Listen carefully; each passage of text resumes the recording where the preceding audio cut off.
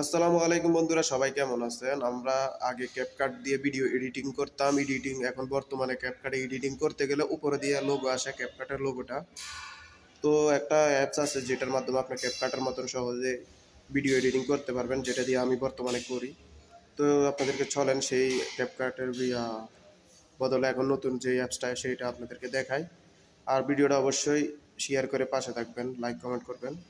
তো চলেন, সর্বপ্রথম আমার গ্যালারির এখানে আসবেন, আপনারা প্লে স্টোরে চলে যাবেন। প্লে স্টোরে যাই আমি যে ক্যাপকাটটা দেখাই দিতেছি, এটা হচ্ছে ইউকাট ভিডিও এডিটিং।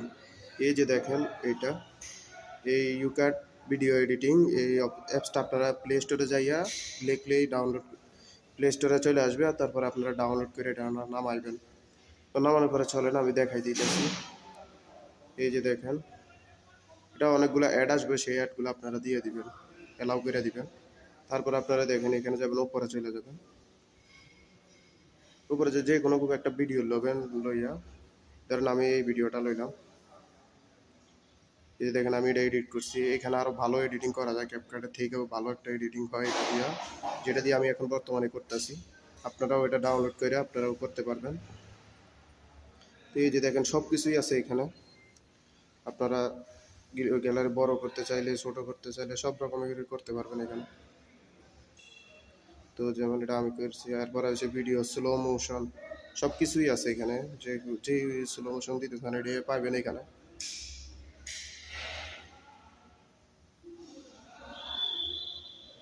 এই যে আরও দেখেন, এরপরে সাউন্ড, এখানে আরও অনেক ধরনের মিউজিক দেওয়া যায়। এরপরে হচ্ছে আপনি যদি কালার সুন্দর বা ফর্সা করতে চান তাহলে এটাও পারবেন, সব কিছুই করা যায় এখানে।